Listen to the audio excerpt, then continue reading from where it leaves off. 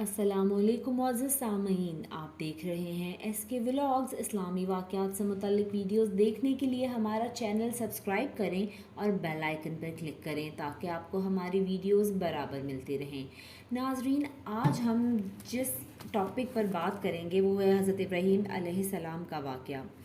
جب کوئی اولاد سام بن نوح بن طارق کی عرب و عجم میں نہ رہی، ان میں سے بعض لوگ تو طوفان نوح میں سے ہلاک ہو گئے اور بعض فرشتے کی آواز سے مرے۔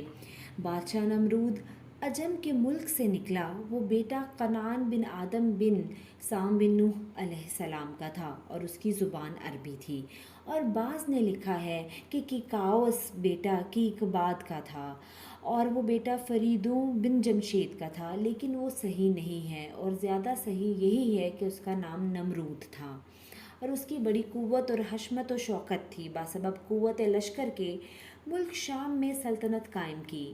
بعد اس کے ترکستان فتح کر کے اولاد یافس بن نوح علیہ السلام کو اپنا فرما بردار بنایا۔ بعد ہندوستان میں آ کر اولاد حام بن نوح کو متی کیا اور ملک روم کو بھی اپنے قبضہ میں لے لیا اور تمام جہان مشرق سے مغرب تک اپنے قبضہ و دخل میں لے لیا۔ بعد اس کے کوفہ میں جا کر مقام کیا، اب جس کو بابل کہتے ہیں، وہیں تخت پر بیٹھا۔ ترکستان، ہندوستان، روم، مغرب اور مشرق سے خراج اس کے لیے آتا تھا۔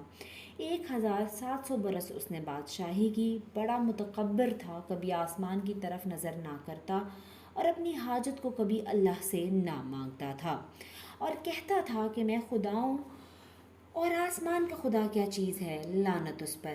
ہاں، ایک مرتبہ اس ملعون نے اس وقت آسمان کی طرف نظر کی تھی جب یہ گدھے پر سوار ہو کر خدا کو تیر مارنے جا رہا تھا، اور تیر کمان میں لگا کر کہتا تھا کہ اگر آسمان میں دوسرا خدا ہے تو اسے تیر سے مار ڈالوں گا۔ اور جب وہ ملعون باہر نکلتا تو اس تخت کے چاروں پائے 4 ہاتھی کی پیٹھ پر رکھ کر بیٹھتا اور تخت کے نیچے ایک قبا دبائے رومی سے کھچواتا موتی اور جواہرات سے آراستہ کرتا، اور تنابیں اس میں ظریفت کی لگائی جاتی۔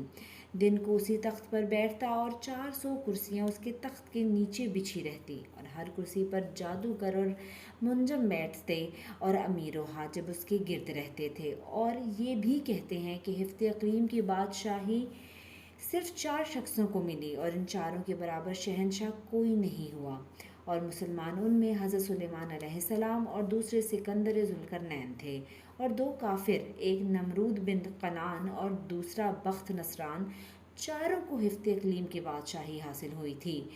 ایک روز نمرود تخت پر بیٹھا تھا اور تمام لشکر اس کے گرد حاضر تھا۔ تقدیر الہی سے جادوگر اور منجم سب اپنا سر جھکائے بیٹھے ہوئے تھے۔ نمرود نے کہا کہ آج تم کو کیا ہوا کہ دلگیر اور غمناک بیٹھے ہو؟ انہوں نے کہا کہ خدا تمہاری خیر کرے، ایک ستارہ عجیب فلک پر نظر آیا ہے کہ کبھی ہم نے نہ دیکھا تھا، آج مشرق کی طرف سے نکلا ہے۔ نمرود نے کہا کہ وہ ستارہ کیسا ہے؟ انہوں نے کہا کہ ایک لڑکا باپ کی سلب سے ماں کے رحم میں موجود ہوگا، وہ تیری بادشاہت کو تباہ کرے گا۔ نمرود نے کہا کہ کس وقت وہ لڑکا باپ کی پشت سے ماں کے شکم میں آوے گا؟ منجموں نے کہا کہ وہ 3 رات و دن میں۔ پس نمرود نے حکم کیا کہ جتنی عورتیں بالغہ ہیں وہ آج سے اپنے شوہروں کے ساتھ ہم بستر نہ ہونے پائیں۔ اتفاقاً نمرود کا ایک چوکی دار، اس کا نام تارخ تھا اور اس کے بھائی کا نام آزر تھا، اور بعد وفات پدر کے یہی زندہ رہا، جس کا ذکر مختلف تفاسیر میں موجود ہے۔ اور وہ ہمیشہ ایک ہاتھ میں شمع اور ایک ہاتھ میں ننگی تلوار لے کر تمام رات نمرود کے سرہانے کھڑا رہتا۔ جس دن یہ حکم نمرود نے جاری کیا، اسی شب کو مشیت ایزدی سے آصر کی خواہش ہوئی کہ اپنی بیوی سے مباشرت کرے، اور ادھر حضرت ابراہیم علیہ السلام کی ماں کو بھی خواہش ہوئی اور اپنے دل میں کہنے لگیں کہ کیوں کر اپنے شوہر کے پاس جا کر خوشی حاصل کروں۔ اسی پس و پیش میں تھیں کہ وہ پورے خواہش سے آدھی رات کو گھر سے نکل کر دروازے پر قصر نمرود کے جا پہنچیں۔ دیکھا کہ دربان و پاسبان سب کے سب غفلت میں ہیں۔ وہاں سے نمرود کی خوابگاہ خاص میں بے کھٹکے گھسیں اور اپنے شوہر کو دیکھا کہ نمرود کے سرہانے ایک ہاتھ میں شمع اور دوسرے ہاتھ میں تلوار لیے پاسبانی کر رہا ہے۔ جب دونوں کی آنکھیں چار ہوئیں اسی وقت شہوت نے غلبہ کیا۔ اس نے اپنی بیوی سے کہا اب کیا صلاح ہے؟ دونوں ہاتھ میرے بندھے ہوئے ہیں۔ اتنے میں اللہ کے حکم سے کوئی دوسرا آدمی شکل میں حاضر ہوا اور وہ شمع اور تلوار لے کر اسی طرح کھڑا ہو گیا، اور میاں بیوی نے نمرود کے سرحانِ مباشرت سے فراغت پائی، اور اسی شب کو اللہ تعالیٰ کے حکم اور قدرت سے حضرت ابراہیم علیہ السلام نے باپ کی پیٹھ سے رحم مادر میں قرار پکڑا۔ آزر نے اپنی بیوی سے کہا خبردار یہ بھید کسی پر ظاہر نہ کرنا، اور یہاں سے گھر جاتے تک راہ میں کوئی نہ دیکھے، کیونکہ یہ فعل اس وقت موجب شرمندگی ہے۔ تب بیوی ان کی وہاں سے نکل کر چپکے سے اپنے گھر کو چلی گئیں، اور اس آنے جانے کی خدا کے حکم سے کسی کو خبر نہ ہوئی۔ اور جب صبح ہوئی تو نمرود العین نیند سے بیدار ہوا اور آزر کی پیشانی کی طرف نگاہ کی، دیکھتا کیا ہے کہ نور اس کے چہرہ پر چمک رہا ہے۔ نمرود نے کہا آزر آج چہرہ تیرا نورانی دیکھتا ہوں بخلاف اور دنوں کے۔ آزر نے اس کو ترقی اقبال کی دعا دی۔ بعد میں نمرود وہاں سے اٹھ کر تخت پر جا بیٹھا۔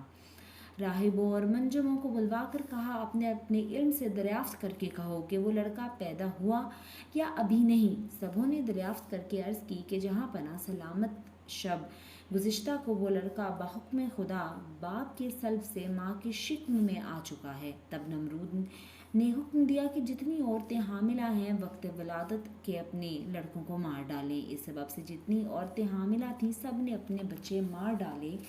ابراہیم علیہ السلام کو اپنی ماں کے پیٹ میں 9 مہینے گزرے۔ تب ان کی ماں نمرود کے خوف سے اور بچے کو محبت سے گھر میں خاموشی سے باہر شہر جا کر میدان میں غار کے اندر جا بیٹھی، اور وہاں حضرت ابراہیم علیہ السلام پیدا ہوئے۔ ان کے نور سے غار یک بارگی روشن ہو گیا، اور ان کی ماں رونے لگی اس خوف سے کہ مبادا یہاں آ کر کوئی لڑکے کو مار نہ ڈالے۔ آخر لڑکے کو کپڑے میں لپیٹ کر وہیں چھوڑ کر گھر کی طرف روتی ہوئی چلی گئیں۔ اسی وقت جبرائیل علیہ السلام نازل ہوئے اور دونوں ہاتھ کے انگوٹھے بچے کے منہ میں رکھ دیے۔ خدا کے فضل و کرم سے انگوٹھے سے شہد جاری ہوا، اور حضرت ابراہیم علیہ السلام اس کو پیتے رہے اور کسی چیز کے محتاج نہ ہوئے، اور ہر ہفتے ان کی ماں ان کے پاس جاتی اور ان کی زندگی اور پرورش سے متعجب ہوتی اور وہاں غار سے باہر نکل آتی، تو اسی وقت غیب سے ایک پتھر آ کر غار کے منہ کو بند کر دیتا، اور جب ان کی ماں ان کے پاس آتی تو اس پتھر کو الگ کر کے انہیں دیکھ بھال کر کے چلی جاتی۔ اسی طرح 7 برس گزر گئے۔ ایک دن حضرت ابراہیم علیہ السلام نے اپنی ماں سے پوچھا اے میری ماں تمہارا خدا کون ہے؟ وہ بولی تیرا باپ ہے جو مجھے کھانے کو دیتا ہے۔ پھر بولے اس کا خدا کون ہے؟ وہ بولیں کواکب یعنی ستارے۔ پھر پوچھا کہ کس کو کواکب کا خدا کون ہے؟ اس بات کو سن کر ان کی ماں لاجواب ہوئی اور شرمندہ ہو کر چلی گئیں۔ یہ حقیقتیں اپنے شوہر کو سنائیں۔ اس نے یہ باتیں سن کر فوراً ہی کہا کہ یہ لڑکا بادشاہ نمرود کا دشمن ہے، اس میں کوئی شک نہیں۔ اسی فکر میں تھا کہ اسے کیا کرنا چاہیے۔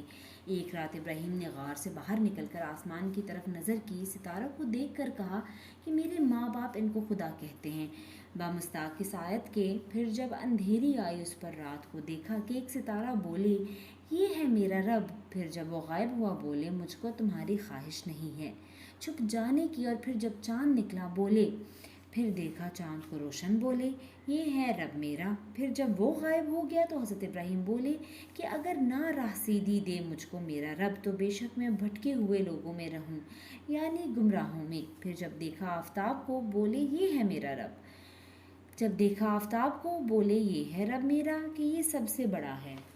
پھر جب وہ بھی غروب ہو گیا بولے، پھر جب وہ غائب ہو گیا تو بولے اے قوم میری ان چیزوں سے بالکل بیزار ہوں جن کو تم اللہ تعالیٰ کے ساتھ شریک کرتے ہو، اور میں اپنے منہ کو صرف اپنے معبود برحق کی طرف کرتا ہوں کیونکہ اسی نے زمین و آسمان کو یک طرفہ ہو کر یعنی صرف تنہا ہو کر بنایا، اور میں اللہ تعالیٰ کے ساتھ کسی کو شریک کرنے والا نہیں ہوں۔ اس مقام میں اہل تواریخ سے غلطی ہو گئی ہے کیونکہ یہ واقعہ ابتدا کا نہیں ہے بلکہ حضرت ابراہیم علیہ السلام جب نمرود کے سامنے گئے تھے اس وقت ان سے بطور طنز کے کہا تھا کہ تم اس خدا کو مانتے ہو؟ اور اسی کو اپنا معبود مانتے ہو؟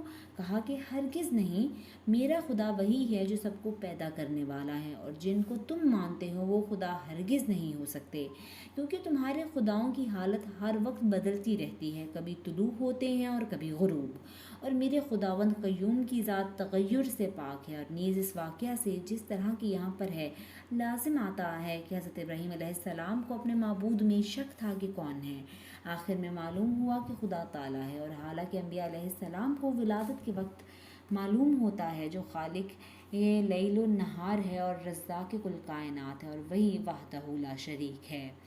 فائدہ: حضرت ابراہیم علیہ السلام جب لڑکے تھے تو قوم کو دیکھا کہ وہ زمین و آسمان کے خالق کو نہیں مانتے اور اپنی تمام حاجتوں اور مرادوں کو اپنی بنائی ہوئی مورتوں کے سامنے پیش کرتے ہیں، اور بعض لوگ قوم میں ایسے بھی ہیں کہ کوئی ستاروں کو اور کوئی چاند کو پوجتا ہے۔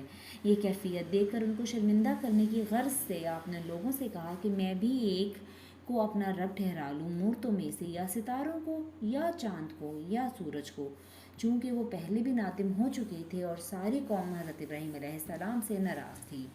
چنانچہ حضرت ابراہیم علیہ السلام نے ان کو لاجواب کرنے کے واسطے سب سے پہلے ایک ستارہ کو اپنا رب ٹھہرایا، لیکن وہ کچھ دیر بعد غروب ہو گیا، تو جانا کہ یہ ایک حال پر نہیں ہے اور کوئی دوسرا اس پر حاکم ہے، اور اگر وہ رب مستقل ہوتا تو اعلیٰ حال سے ادنا میں کیوں آتا؟ پھر اس کے بعد چاند و سورج میں بھی عیب پایا تو سب کو چھوڑ کر ایک ایسے خدا کو اختیار کیا کہ جس کو ساری مخلوقات اپنا رب مانتی ہے، اور وہی رب سب سے بڑا ہے، اور عقل سلیم اس بات پر شاہد ہے کہ اپنا رب ایسی ہستی کو مانا جائے کہ جس سے سب کا کام نکل سکے اور سب پر قادر ہو۔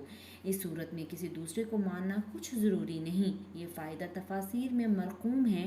آزر نے کہا: اے میرے فرزند، میرا خدا تو سوائے نمرود کے اور کوئی نہیں، لعنت اللہ۔ حضرت ابراہیم نے کہا: اے میرے ابا جان، نمرود تمہارا خدا کیسے ہو سکتا ہے؟ اور خدا تو وہی ہو سکتا ہے کہ جو زمین و آسمان، کواکب اور جملہ مخلوقات کا پیدا کرنے والا ہے، اور وہ ہستی بلا شریک ہے۔ جب حضرت ابراہیم علیہ السلام نے اپنے باپ کو گمراہ دیکھا تو بہت افسوس کرنے لگے۔ اے میرے ابا جان، تم کو اور ساری قوم کو بہت گمراہی میں دیکھتا ہوں۔ باپ نے بیٹے کی یہ بات سن کر کہا: اے ابراہیم، کیا تو وہ ہمارے پاس کوئی سچی بات لے آیا ہے، یا ہم سے مذاق اور کھیل کرتا ہے، یا کسی اور سے یہ باتیں سن لی ہیں؟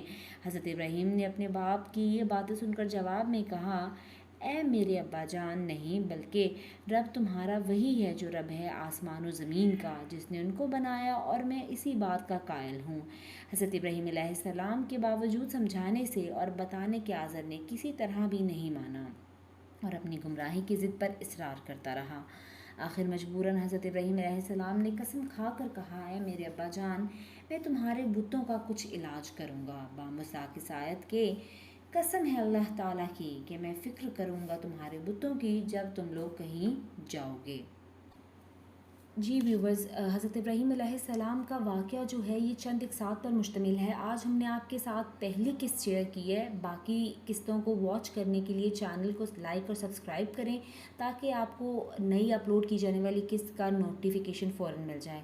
ویورز، اگر آپ چاہیں تو انٹرٹینمنٹ سے ریلیٹڈ ویڈیوز دیکھنے کے لیے ہمارا دوسرا چینل انٹرٹینمنٹ بز سبسکرائب کریں اور بیل آئیکن پر کلک کریں۔ انٹرٹینمنٹ بز کا لنک آپ کو ڈسکرپشن میں مل جائے گا۔ Thank you.